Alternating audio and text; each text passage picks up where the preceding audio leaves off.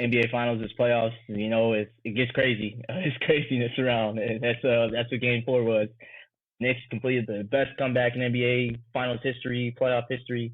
It was kind of crazy, coming back down from 29 points and to steal Game 4 and go up 3-1 in the series. Game 5 is on Saturday, and it's back in San Antonio, where they'll be trying to win the NBA Finals for the first time in a while.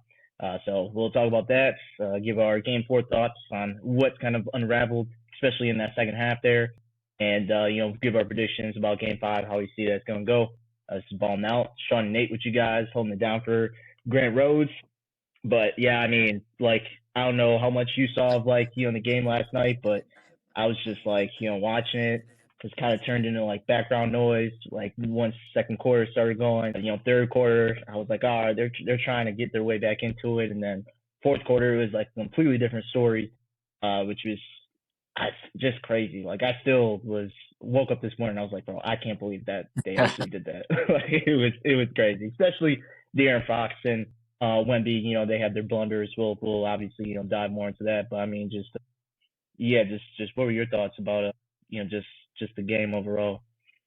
I mean, yeah, craziest finals game I think anyone has seen in a long time. I mean, yeah, the 29-point comeback. I for sure didn't expect that. I mean, I watched most of the game. I think, you know, middle of the second quarter, I was kind of like, all right, it's looking pretty bad for New York here. But once that third quarter started, San Antonio just came out a little slow. They weren't really hitting their shots, and slowly as the game progressed, New York just kept, being aggressive and making, good shots. And I think, that's kind of what they've done all year too, is just never really feel out of any game. I think, especially in this playoffs, they had that win streak, but I I think even in the games that they lost to Atlanta early on in the playoffs, it was kind of those were games where you could probably say they just kind of went cold at the end, but I feel like they've been in really every single game they played this year in the playoffs. So I thought it was an amazing game. I mean, yeah, there's a lot of things that we're gonna talk about in terms of De'Aaron Fox. I don't know how much you saw too of the over and back missed call. So, there were some things that were a little bit. I feel like this whole series there have been some calls that have been missed, but overall, I mean, you can't really ask for a better game than that. Yeah, nah. I mean, the fact that the garden was, I mean, basically quiet. Everybody was quiet. It was dead, and then all of a sudden they just started getting the hope back, and getting back into the game. And I think, yeah, once that fourth quarter was around the 5 minute mark, once they got it back down to, I think it was 11 points, it was wraps from there. So, I mean, yeah, there's a lot to unpack here. I'll start, with the score. Obviously 107, Knicks win 107-106. Spurs had a 29-point lead at the second quarter, 3 minutes left. Took that in the halftime, was looking great. Yeah, like you said, I think most people thought that it was GG's, it was wraps. But the Knicks, they came out with a different aggression on that second half. You really just, in the third quarter, outscored San Antonio 26-14, and outscored them again in the fourth quarter 32-16. And it's for the Spurs only scoring 30 points in the whole second half is kind of bad, especially after you put, 70 on them, in the first half. I mean, for me, it was just I'll just start. For me, it was really just this whole series. Just I feel like the Knicks, they, like you said, they stayed in it, right? They stayed in every game. But for me, it's just they haven't played a complete game since game one, right? In game one of the series. Game two, I mean, we was watching it together, right? They came back down from double digits. Same thing with game three, but Spurs held on to win that one. And then game four, biggest comeback in NBA history. And they haven't put together a full 48 minutes of play. It's been really the second half that they've kind of put together and came out better. And to me, it's just the Spurs have definitely lost the series more than the Knicks have. I feel won the series, right? Like, cause you could look at it, the Spurs could be up 3-1 right now, and it could be flipped completely. You gotta look at the turnover from Wemby in game two, the blunders that happens, in game four. But I mean, just like to me, the Knicks. I'm not trying to discredit anything that they've done. Like they're up 3-1 for sure, but I feel like the Spurs have played like they're the better team throughout this series through 4 games, and but the Knicks have just had better second halves, and I think like you You said, saying are you saying analytically they're up 3-1 right now?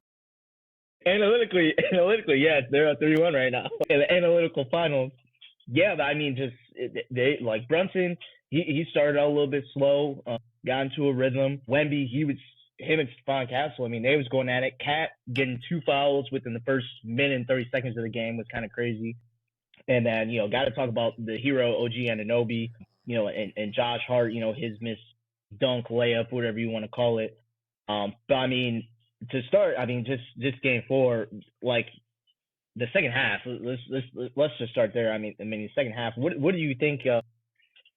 Was there anything different as far as like what you saw from the Spurs that they did differently in the second half compared to the first half? I mean, it was. I mean, they just didn't make their shots. Honestly, like I feel like it's simple to say that, but when you have, I think I saw they had like 14 made threes in the first half, which was Yeah, broke a also a record. record.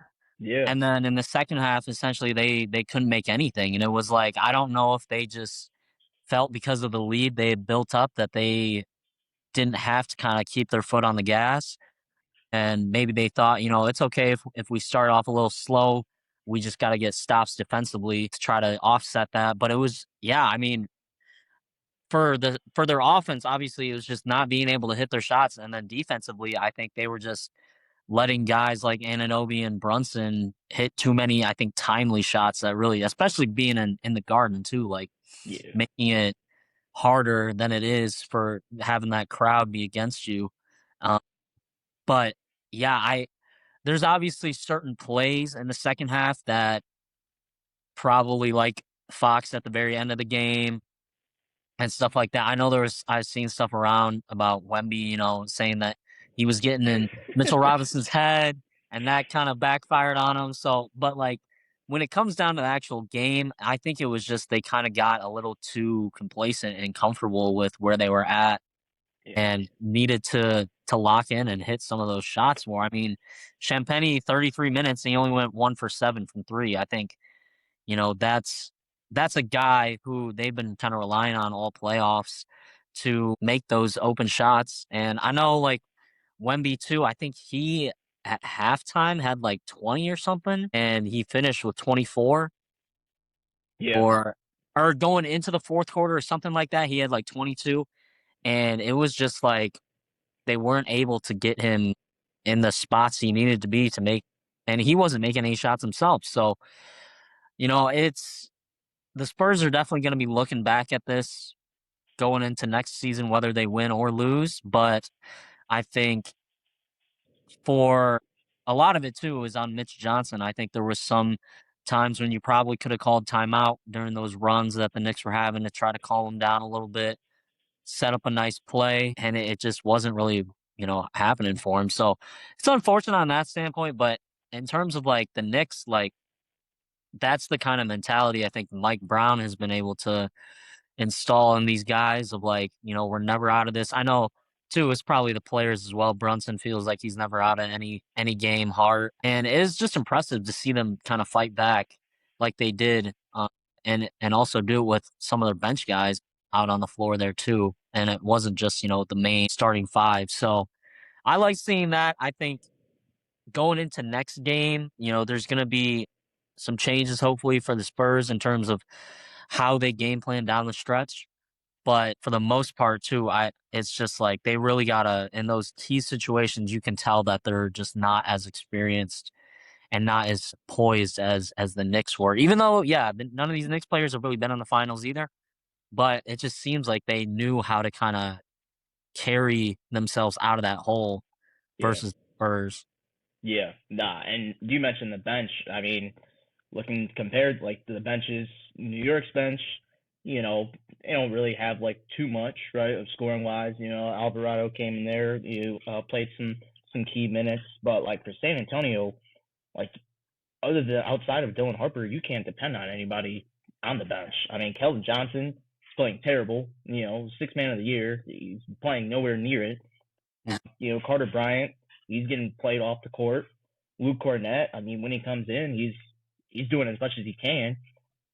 So I think, yeah, it's just it's too much on not only Wemby, but I think just the starters as a whole. And yeah, you go back to Mitch Johnson. Like there's times where you got to be like, okay, like we gotta settle down a little bit. And I think for me, it was like Wemby. I think I forgot the exact numbers, but he only like sat out. I want to say like 2 or 3 minutes the whole second half, and you know they were up double digits, right? 15 points or so at the end of the third quarter. And, I think at some of those points, you got to give him a rest, and I know you talked about, his shot making, third quarter was not good, 1 for 5. And then the fourth quarter, 2 for 9, right? And then, he missed those two clutch free throws at the end there. So it's just, I think, yeah, the inexperience is kind of getting to him a little bit.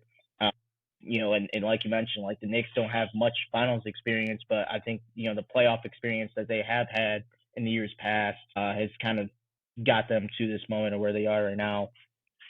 But Well, I and mean, speaking on the experience thing, I mean, we can kind of talk about it now, like with De'Aaron Fox on that play at the very end of the game. Like, he is more of a veteran player. I know people were very upset about that. Of like, you're supposed to be one of the guys who knows in that situation what to do. And I think, he said he thought he could just outrun him, and I think he felt like he got fouled as well. But it's like you got to know the situation too, and you got yeah, to know where you are. Like in the Garden, in that circumstance, bang bang play, you're probably not going to get that foul call just because like I don't think anyone was really expecting you to go up with it anyway. So right, it's tough because it is one of those plays where it's like you gotta make a decision that quickly. But for a guy like him, he should know what to do, especially being one of their team leaders. And it's just sad to see their the end of their game end like that just because of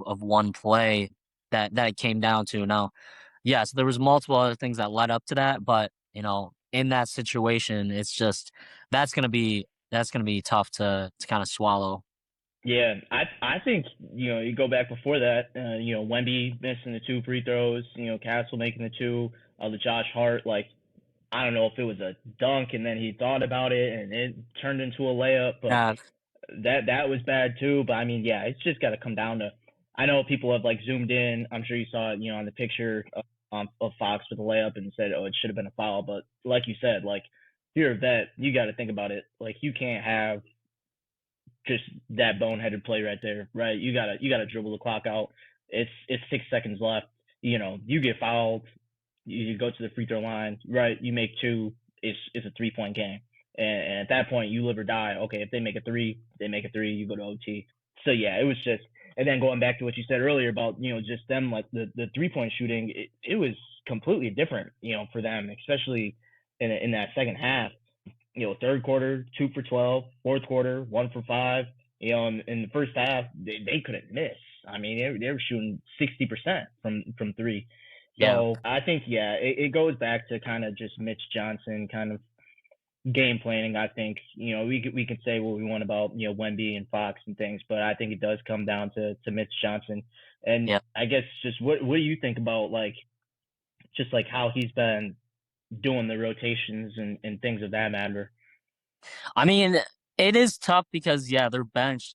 It's like out of sight of Harper this playoffs. Who can you really trust? Like we've seen minutes from Harrison Barnes who didn't play, and but other than him, like the other guys on their bench really haven't played at all this postseason. So it's like you don't want to just throw in random guys at the most important time in the game and hope that they make a play. So on that standpoint, like I understand why you kept with your lineups, but I think there's just like I was saying earlier, like times in the game that you need to be able to take those timeouts and talk to at least Fox, Castle, and Wemby and say like, this is the set we're gonna run here. And yeah, I don't know if it's necessarily the inexperience part of it or just like the nerves of being in that situation, but it clearly, cost them the game.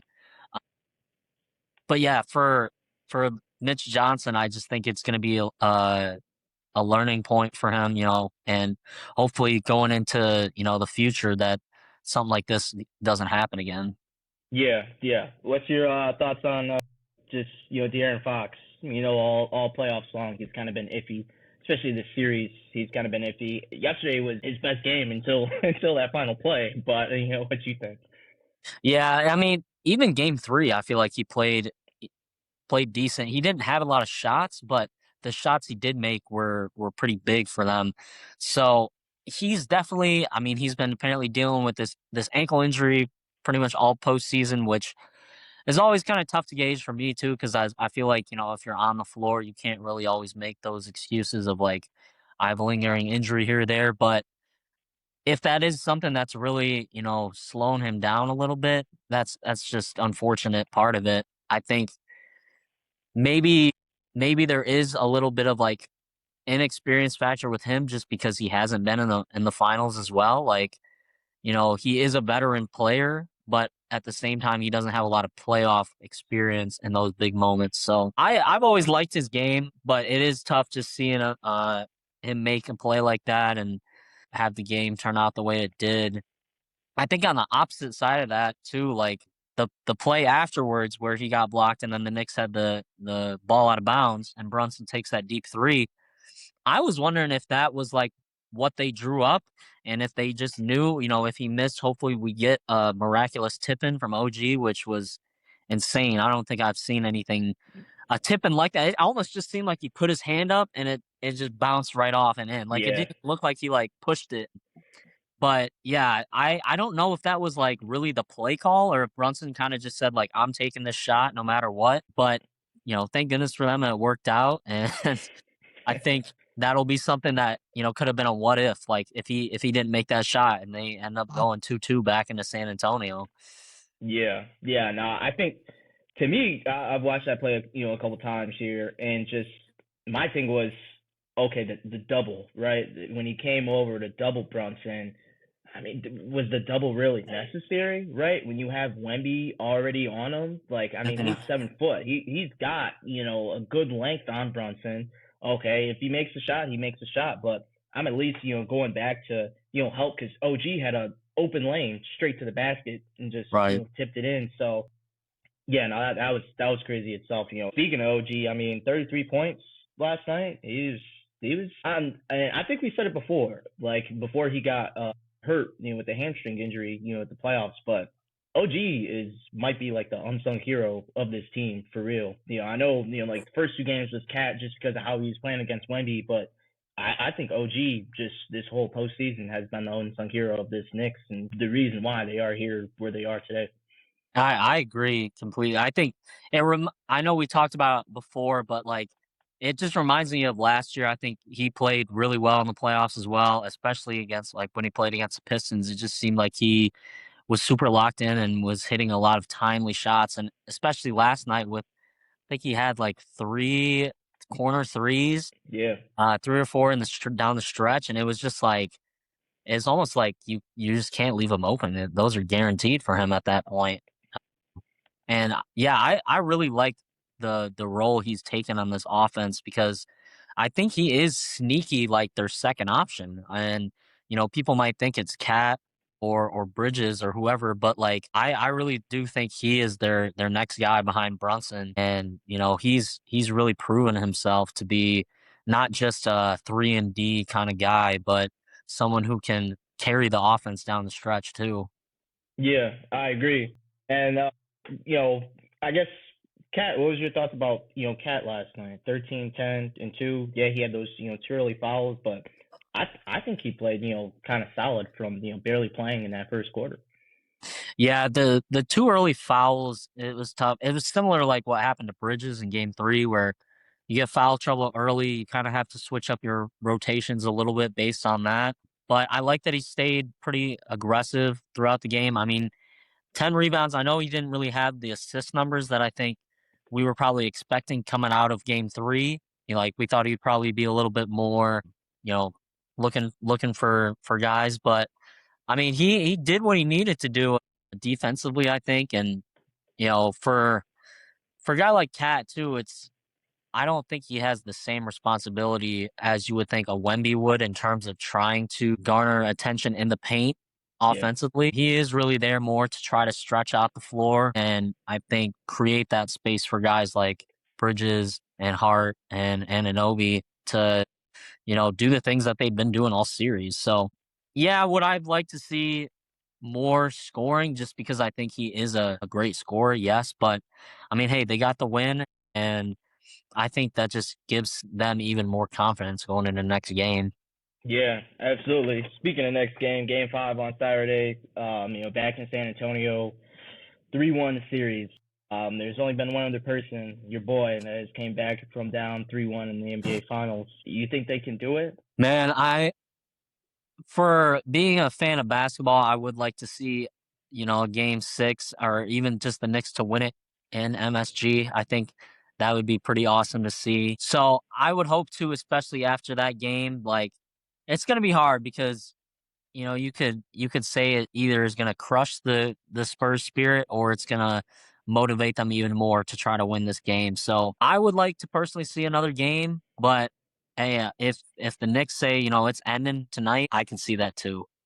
Yeah, I can see both sides. I can see San Antonio saying, hey, it's first to four. We're not out of it yet. We just gotta stop, the little mistakes because that's all it is, right? They're in the game. Outside of game Mhm. one, they've played good, but it's just the little mistakes at the end of the game that kind of the inexperience thing that we were talking about earlier that kind of has shot them in the foot a little bit. So I think that they'll be able to win game 5. I wanted the basketball fan in me wants to go to 7. Obviously, just finals game 7. I think is a different atmosphere. Mhm. But and I think for most Knicks fans, I don't know. I feel like they do like want to get it over with in 5 games, but at the same time, I think it would mean a little bit more to them if they were able to win it at MSG Yeah. and at RIP New York. That's all I got to say. Yeah. Adam Silver might not even allow that. He might just say we can't risk that, have Yeah, them win at home. Let's just have them win in San Antonio and then they can go crazy once they get home. yeah, yeah. That honestly might be best case scenario because I mean the way that they've been just cheering on their team, especially like last night, Oh yeah. going crazy and everything. So Too crazy. I've seen some videos of some people really wilding out. I think you can go at least 6. I Mhm. think I think the Spurs do end up getting game 5, and I think it's just got to come down to, like I said, just not making the mistakes that they have, at the end. Wemby playing a little bit better. Like if he can play how he did in game 3 and game 5, game 6 if there is one, game 7 if there is one, then yeah, I think the Spurs have a chance. But there's been too many times where he hasn't been consistent enough, and that leads me to I gotta ask you: you think he has the clutch gene, or nah? Just in his finals, it's been kind of not there yet. I mean, that's tough to say after he just missed two clutch I free know. throws. I just think he's a young player still. He's obviously got the talent and the skill Yeah, to become one of the clutchest players I think in the league. It's you need these kind of experiences to be able to get to that point. I mean, I saw a thing about how this Spurs team is actually eerily similar to Shaq's 95 Magic, where yeah, he was, third year in the league. He had, a young shooting guard who's really good. They had a six man. So there's a lot of comparisons or similarities, I should say, like to a player. Now, he's not obviously Shaq, but like a young player who has the potential to be a dominant force in the NBA. yeah. It's like it's tough to say if he has that clutch gene right now, and I think he has the potential to get there, but it's just gonna take some more time. Yeah, I would agree with that. Yeah, I think he's there, but like you said, he's got a little bit more to do. Right. So Well, and yeah, two, I feel like for a lot of the teams that they faced, in this playoffs, the Spurs, like he seemed like he was hungrier sometimes against a Thunder, having that Mm. matchup against Chet or playing against the Blazers, or I can't even think of the other team they played, but Minnesota. Minnesota, yeah. Rudy, like for that. And with the Knicks, it's like I think from all the post game interviews I've seen from him and heard from him too, he's a lot, he's a stoic guy. He gives very, mature kind of politically correct answers for a lot of these things, which I respect. But I I need to see some like fire of like because I guess I didn't see his whole presser last night, but I didn't see if he was like, blaming this whole game on himself or just saying like it was the team. But that I feel like that kind of adds into like the leadership, just making it more about like what I could have done to help our team win. And that's what he's gonna end up being in his career is he's gonna be that guy. So it was overall, not a great game from him. I definitely would like to see more in this game five. I think he needs to come out like he did in game three and just be as aggressive as possible. But it's I guess we'll see how he shows out. Yeah, and I agree with you. He to me like he started with the aggression like in the first quarter in the first half, right? He's came out aggressive, but then like at times he's just gotten too complacent, Mhm. just like with the lead. I mean, they've led double digits every game, right? And so I think he just gets too complacent with that, and I think that's just the inexperience, the younger player, right? And maybe he's still basking in the glow of him beating OKC, the former champs or whatever. But I mean, this is the opportunity, right? This is the opportunity now to go out and do it. So yeah, you got to come out game five. If you're gonna play 44 minutes, man, you better show it the full 44 minutes, right? Not half of that. So yeah, I'm excited to see what ends up transpiring in Game Five for both these teams. Because I think New York, yeah, if I'm New York, I don't want to wait till Game Six to try to win it at Right. home. I want to get it done now. Yeah. I don't want to give San Antonio any type of hope or anything like that. And then if I'm the Spurs, I got to come out, be aggressive for the full 48 minutes, right? Not just one Mhm. half. So yeah, I think it'll be a good game. You got any predictions? I think, yeah, if the Knicks win, I think Brunson has a huge game. I'd say sneaky OG could potentially get MVP if he has another 30 ball or something like that. But I guess I won't make a total prediction on that. But I do think, Knicks win, Brunson shows out. Spurs win, it's gonna be because they play a full 48 and Wemby has a great night too. Yeah, I'm with that. Yeah, I think Stefan might have I wouldn't say breakout game because he's kind of been in a groove already, but I think him and Wemby they show out for a full 48 minutes, right? Maybe Fox kind of puts whatever is behind him, including the nagging injury or whatever, right? He puts that behind him, and he gets to go. But yeah, no, if I'm the Knicks, I agree with you. Like Knicks win, OG should be Finals MVP. First two games, I was thinking, man, Cat could possibly be Finals MVP. And then after these last two games in New York, I'm thinking OG has a case too. So obviously, I think they're gonna give it to Brunson, just because. But yeah, I think those two are right up there with him and should be just as deserving of it, regardless if they do win it. So I still Mhm. think the Spurs could somehow some way extend this to 7 games. It's gonna take a lot out of it'll be interesting to see, how they can respond, especially after a game like that. But yeah, I think, they just have to come in, continue to play their game, and just like I said earlier, clean up the mistakes because it's just been too many times where it's just been little things at the end that have kind of got them out of the game or lost in the game in the end. So I think yeah, overall this has been a fun series. I will say I didn't think Yeah, it's that sad. It's sad. It's almost over. I mean, I I've been know enjoying this playoffs, so. I know. Yeah. No, this playoffs has been, enjoyable. I have enjoyed it. And, hopefully, yeah, hopefully, the basketball fan in me does want 7 games. So hopefully we can get at least 2 more games of this. But if not, it was a good series, good season, for the Knicks. And, yeah, I guess, we'll be back with the draft and stuff like that in a couple weeks here. So, yeah. So that's, yeah, just wrapping up, game 4. in game 5 on Saturday. So we'll obviously, continue to give you guys coverage and things like that. But until next time, we'll catch you guys.